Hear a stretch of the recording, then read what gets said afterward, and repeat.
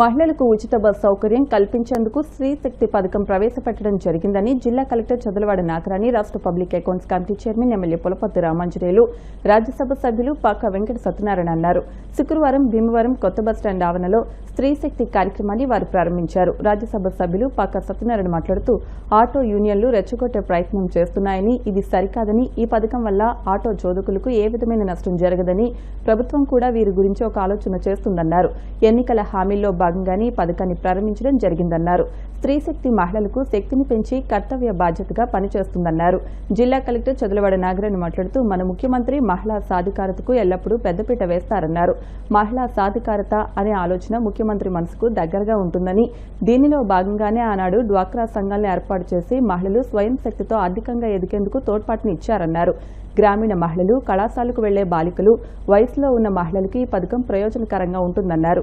PAC chairman MLA Pulaparthi Ramanjaneyulu మాట్లాడుతూ కూటమి ప్రభుత్వం అధికారంలోకి వచ్చిన తర్వాత 3,000 పెన్షన్ 4,000కు, దీపం పథకం కింద ఉచితంగా 3 గ్యాస్ సిలిండర్లు, రైతు భరోసా కింద 7,000, తల్లికి వందనం పేరిట 13,000 అందజేయడంతో పాటు నేడు మహిళలకు ఉచిత బస్ పథకాన్ని ప్రవేశపెట్టడం జరిగిందన్నారు. కూటమి ప్రభుత్వం నిరంతరం ప్రజల సంక్షేమం కోసమే ఆలోచన చేస్తుందన్నారు. అనంతరం జిల్లా కలెక్టర్ నాగరాణి, ఎమ్మెల్యే అంజిబాబు కొత్త బస్టాండ్ నుంచి పాత బస్టాండ్ వరకు బస్సులో ప్రయాణించారు. ఈ కార్యక్రమంలో రాష్ట్ర మహిళా సహకార ఆర్థిక కార్పొరేషన్ చైర్పర్సన్ పీతల సుజాత, జిల్లా joint collector T Rahul Kumar Reddy, మాజీ రాజ్యసభ సభ్యురాలు తోట సీతారామలక్ష్మి, కూటమి నాయకులు పాల్గొన్నారు.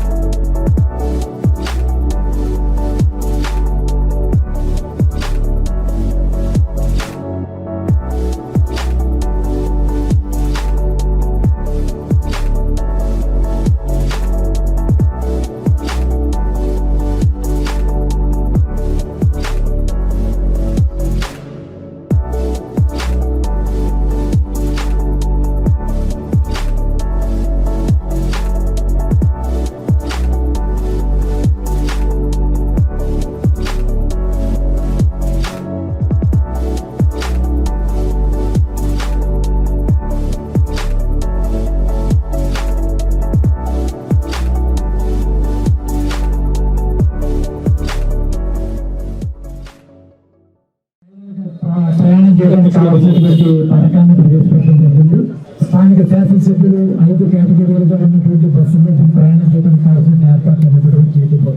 అయితే ప్రభుత్వం ఈ రకమైనటువంటి నిర్ణయం తీసుకోవడానికి గల కారణం ఏంటని ఆలోచన చేసినప్పుడు సమాజంలో అర్థబాధలు ఉన్నటువంటి మహిళలకి ఈనాడు ప్రధానంగా సంసారాన్ని మోసేటటువంటి బాధ్యతలు కూడా గణనీయమైనటువంటి పాత్ర చేయడం కారణంగా వారు నిర్వర్తించేటటువంటి విధులకి, వారు ఉండేటటువంటి నివాసాలకు మధ్యన చాలా దూరమైనటువంటి పరిస్థితుల్లో ఆ ప్రయాణం యొక్క ఖర్చుల వల్ల తనకు వచ్చేటటువంటి ఆదాయం కోల్పోతున్న కారణంగా ఆ కుటుంబ ఖర్చులకు సంబంధించిన విషయాల్లో వారు అందుకోలేని పరిస్థితున్న కారణాన్ని గమనించినటువంటి ప్రభుత్వం ఈ ఖర్చులను మహిళలకు దూరం చేసినట్లయితే ఆ మిగిలినటువంటి డబ్బులు వారి కుటుంబానికి శ్రేయస్సు ఉపయోగించుకోవడానికి అవకాశం ఉంటుందనేటటువంటి ధోరణితోటి ఈ ప్రభుత్వం ఈ రకమైన నిర్ణయం తీసుకోవడం జరిగింది. దీనికి ఆర్టీసీకి సంబంధించి చాలా పెనుభారం, వాస్తవంగా కార్పొరేషన్ చాలా ఇబ్బందిగా ఉంది. నష్టాల్లో ఉన్నటువంటి అతి కొద్ది సంస్థల్లో ఇదే సంస్థ. ప్రధానం ఏంటంటే బస్టాండ్ చూస్తూ ఉంటాం. ఈరోజు మనం కేవలం బస్టాండ్ కట్టారు ఉంటే కొన్ని లక్షల రూపాయలు అక్కడ వెచ్చిస్తారు, కానీ బస్సు అక్కడ వచ్చి వెళ్ళిపోయే పరిస్థితి తప్ప అక్కడ ఏ రకమైనటువంటి ఆదాయం వచ్చే పరిస్థితి లేదు. కాబట్టి ఇటువంటి ఆదాయం రానిటువంటి నిరంతర ఆస్తులు ఎక్కువ కలిగినటువంటి కార్పొరేషన్ ఏదంటే ఖచ్చితంగా అది ఏపీఎస్ఆర్టీసీ. అందుకని ఆర్టీసీ ఎంప్లాయీస్ కి రిటైర్మెంట్ బెనిఫిట్స్ కానీ ఇతరితర రకమైన సౌకర్యాలు కూడా ఉన్నాయి.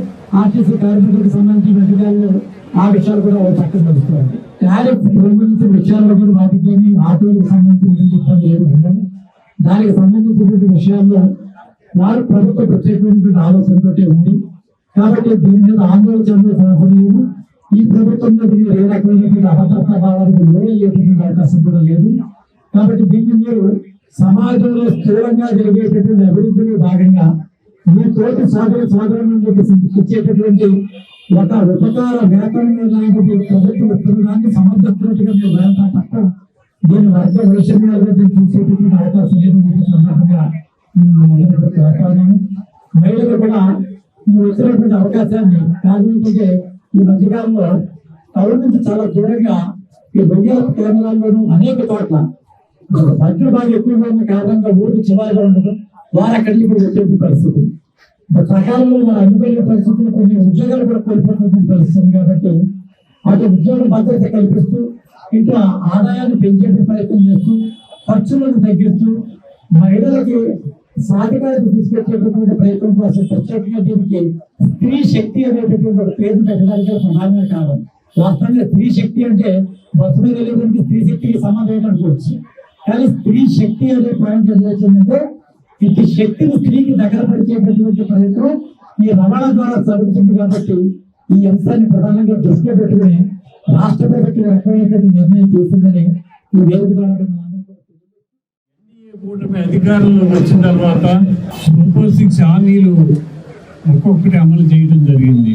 3,000 రూపాయలు ఇచ్చే పెన్షన్ ని 4,000 రూపాయలు ఒకేసారి ఇవ్వడం జరిగింది.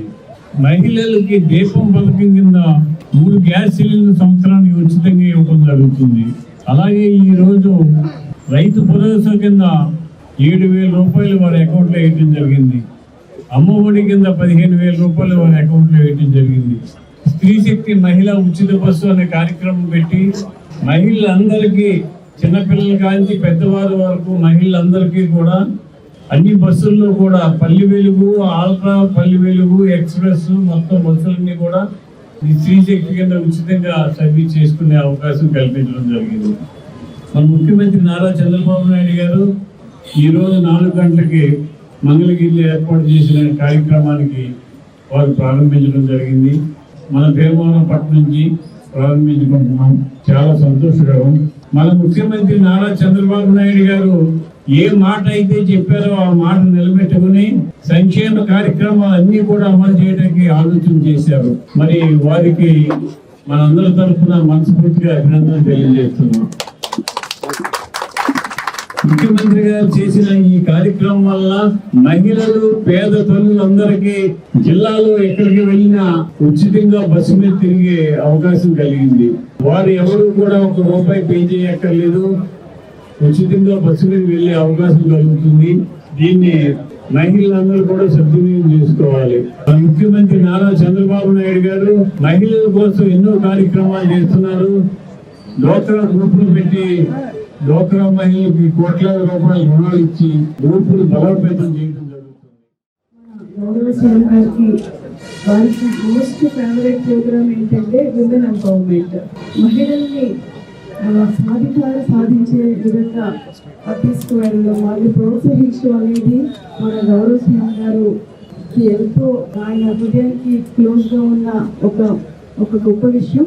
ఈ విషయంలో సీఎం గారు డ్వాక్రా సంఘాలను స్టార్ట్ చేసి బహుశా ప్రపంచంలోనే మొట్టమొదటిగా మహిళలందరినీ కూడా ఒక గ్రూప్ స్కీమ్ చేసి స్వయం శక్తి సంఘాల కింద వారిని ప్రోత్సహించి, పొదుపు ప్రోత్సహించి వాళ్ళ కాళ్ళ మీద వాళ్ళు నిలబడి మ్యాథ్స్ సొసైటీస్, మహిళా బ్యాంకుల్ని స్టార్ట్ చేసి ఆ విధంగా మహిళలందరినీ కూడా వారు ప్రోత్సహించడం జరిగింది. ఈరోజు స్త్రీ శక్తి ఈ ఫ్రీ బస్సు పథకం ద్వారా మహిళలకి సాంఘికంగా, ఆర్థికంగా, వారికి విద్యా రంగంలో కూడా అన్ని రకాలుగా అభివృద్ధి చెందడానికి, ఆర్థికంగా అభివృద్ధి చెందడానికి ఈ పథకం వారు ఎంతో ఆలోచించి పెట్టడం జరిగింది.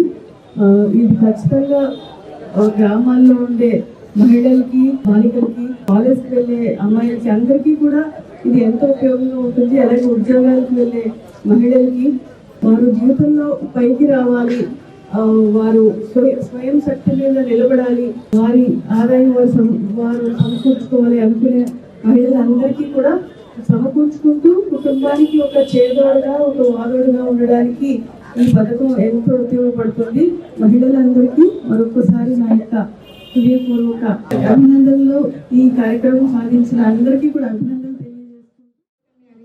వచ్చిన తర్వాత ఎమ్మెల్యే గారు చెప్పినట్టుగా అభివృద్ధి, సంక్షేమం 2 కళ్ళుగా ప్రజలకు ముందుకు వెళ్తున్నాం, పరిపాలన సాగిస్తున్నాం. కుటుంబ ప్రభుత్వం ఏదైతే సూపర్ 6 హామీలు ఇచ్చారో అవన్నీ కూడా సంవత్సరంలోనే అన్ని నెరవేర్చినటువంటి ఘనత మన కుటుంబ ప్రభుత్వం అనేసి కూడా నేను చాలా సంతోషంగా తెలియజేస్తున్నా. ఆనాడు అన్న నందమూరి తారక రామారావు గారు మహిళలకు ఆస్తుల వాటా హక్కు ఇచ్చి మరి వాళ్ళ యొక్క ఆత్మ గౌరవాన్ని పెంపొందించారు. తర్వాత గౌరవ ముఖ్యమంత్రి చంద్రబాబు నాయుడు గారు మహిళల యొక్క సాధికారతను ముందుకు తీసుకువెళ్లారు. మరి గౌరవ ఐటీ శాఖ మంత్రి నారా లోకేష్ గారు వారి యొక్క ఆలోచన నుంచి వచ్చిందే ఉచిత బస్సు స్త్రీ శక్తి పథకం. నా తెలుగు కుటుంబం అందులో నుంచి పుట్టిందే స్త్రీ శక్తి పథకం అండి. ఈ రోజు మహిళలకు ఉచిత బస్సు ఇవ్వాలి, వాళ్ళకి ఒక్కొక్క మహిళకి కూడా నెలకి 1500 రూపాయల ఆదాయము అంటే మిగులుతుంది, ఖర్చు మిగులుతుంది అనమాట. ఆ విధంగా ఈ రోజున దాదాపుగా రాష్ట్రంలో 2.5 కోట్ల మంది మహిళలు ఈ ఉచిత బస్సు ప్రయాణం ద్వారా లబ్ధి పొందుతున్నారు అనేసి చాలా సంతోషంగా తెలియజేస్తున్నా.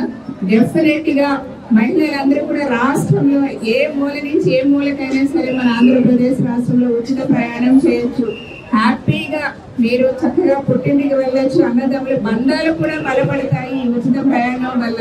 ఇదివరకు అయితే కొంచెం ఇబ్బంది పడేవారు, చాలా దూరం వెళ్ళాలి, అన్ని ఫైనాన్షియల్ ఇబ్బందులు అన్ని చూసే. కాకపోతే ఉచిత ప్రయాణం వల్ల అందరి చక్కగా అన్నదమ్ముల దగ్గరికి, కుటుంబాలు బంధువుల దగ్గర కూడా వెళ్ళొచ్చు. హాస్పిటల్స్, ఉద్యోగుల నుంచి అన్ని రకాలుగా కూడా మహిళలకి చాలా ఉపయోగకరంగా ఉంటుంది. సద్వినియోగం చేసుకొని ఎలా అయితే కూటమి ప్రభుత్వాన్ని ఇంతకు ముందు ఆశీర్వదించారో రాబోయే రోజుల్లో కూడా కూటమి ప్రభుత్వాన్ని మీ అందరూ కూడా అలాగే ఆశీర్వదించాలి అనేసి మనస్ఫూర్తిగా రాష్ట్రమంతటా కూడా స్త్రీ శక్తి పేరుతో ఏపీఎస్ఆర్టీసీ బస్సుల్లో మహిళలకు ఉచిత బస్సు పథకం ప్రారంభించబడింది ముఖ్యమంత్రి వారి చేతుల మీదుగా. అలాగే మన జిల్లాలో ఉన్న 7 అసెంబ్లీ నియోజకవర్గాల్లో ఉన్న గౌరవ శాసనసభ్యుల ద్వారా ఫార్మల్గా లాంచ్ చేయడానికి మాకు ఆదేశాలు వచ్చినాయి. మనకి ఇవి ఎలిజిబుల్ బస్సులు ఏంటంటే ఫ్రీ బస్సుకు ఉన్న ఎలిజిబుల్ ఉన్న బస్సులు మొత్తం 225 పల్లె వెలుగు, అల్ట్రా పల్లె వెలుగు, ఎక్స్ప్రెస్. ఈ బస్సుల్లో బాలికలు కానీ మహిళలు కానీ ఈవెన్ ట్రాన్స్జెండర్స్ కూడా గుర్తింపు వాళ్ళ తాలూకు గుర్తింపు కార్డు తీసుకుని రాష్ట్రంలో ఎక్కడికైనా ప్రయాణించడానికి అవకాశం ఉంది. ఇలా మన జిల్లాలో ప్రతిరోజు కూడా దాదాపుగా 80,000 మంది ప్రయాణికులు మన బస్సుల ద్వారా ప్రయాణం చేస్తున్నారు. ఈ 80,000 మందిలో సుమారు 55,000 మంది మహిళా ప్రయాణికులు ఉంటారు. మా అంచనా ఏంటంటే రేపటి నుంచి ఒకసారి ఫ్రీ బస్ పథకం స్టార్ట్ అయిందంటే మహిళల సంఖ్య పెరిగే అవకాశం ఉంది. మా అంచనా కనీసం 15,000 మంది పెరిగితే 60,000 మంది ప్రతిరోజు మహిళలు మా బస్సులో ప్రయాణించే అవకాశం ఉంది. రద్దీ తట్టుకోవడానికి బస్ స్టేషన్లో సీటింగ్ అరేంజ్మెంట్ కానీ, ఫ్యాన్స్ కానీ, క్లీన్లెస్ కానీ, అలాగే డ్రింకింగ్ వాటర్, టాయిలెట్స్. ముఖ్యంగా Bhimavaram bus station, Palakollu, Tadepalligudem bus station already renovation work start చేసాం. గుండి, తణుకు, నాగవరం బస్ స్టేషన్లో ప్రతిపాదనలు